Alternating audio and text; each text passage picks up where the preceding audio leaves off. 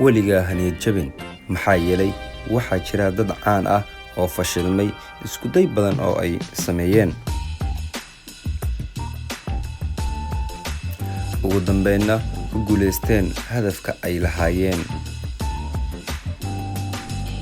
waxaa jira marka aad rabtid inaad hiigsatid hadafkaaga waxaa ka hor imaanaya caqabado badan,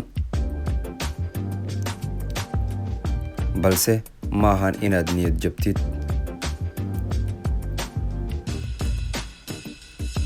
haddii ay dhacdo in aad fashil la kulantid, samir oo mar kale sameey isku day kale. waxaa laga yaabaa inaad ku guuleysatid hadafkaaga ku aadan isku dayga. waan necebnahay dhammaanteen fashilka ama guuldarada, balse guuldarada mar bay ku horseedaa guusha.